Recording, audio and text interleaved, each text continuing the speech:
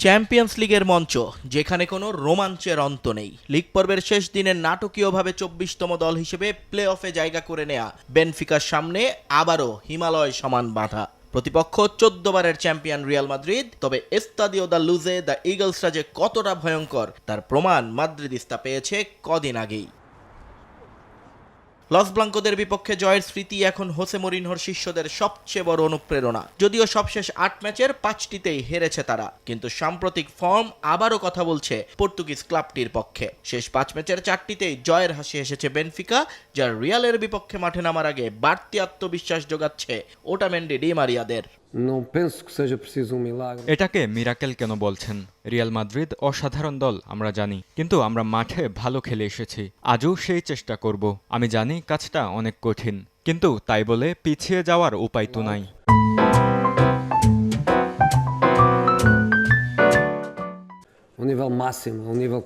অন্যদিকে Real Madrid আছে প্রতিশোধের নেশায়। ইউসিএল লিগ পর্বে ৯ নম্বরে থেকে শেষ করা লস ব্লাঙ্কোরা লা লিগায় আছে দুর্দান্ত ফর্মে। রিয়াল সোসিয়েদাদকে ৪-১ গোলে উড়িয়ে দিয়ে নিজেদের শক্তির জানান দিয়েছে আলভারো আরবেলোয়ার দল। ভিনিসিয়াস জুনিয়র আছেন বিধ্বংসী ফর্মে। তবে ইউরোপের অ্যাওয়ে ম্যাচগুলোতে রিয়ালের রক্ষণভাগ মাঝে মধ্যেই খেই হারিয়ে ফেলে, যা ভাবাচ্ছে টিম ম্যানেজমেন্টকে।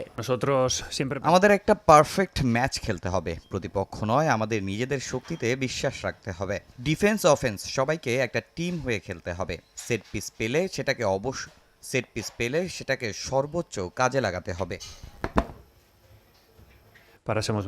ইনজুরি আর সাসপেনশন বড় দুশ্চিন্তার নাম দুই শিবিরেই। বেনফিকা পাচ্ছে না ফ্রেডরিক আর্নেস্টকে, শঙ্কা আছে রিচার্ড রিওসকে নিয়েও। রিয়াল শিবিরে বড় ধাক্কা জুড বেলিংহামের ইনজুরি এবং রদ্রিগো অ্যাসেনসিওর নিষেধাজ্ঞা। তবে স্বস্তির খবর, চোট কাটিয়ে ফিরেছেন কিলিয়ান এমবাপে। ইতিহাস আর ঐতিহ্যের লড়াইয়ে কে এগিয়ে যাবে কোয়ার্টার ফাইনালের পথে? বেনফিকা কি পারবে আবারও রিয়ালকে স্তব্ধ করে দিতে, নাকি আরবেলোয়ার রিয়াল মাদ্রিদ লিসবন থেকে জয় ছিনিয়ে নিয়ে যাবে স্পেনে? উত্তরের অপেক্ষায় কোটি সমর্থক। নিয়ন মোহাইমেন, সময় সংবাদ।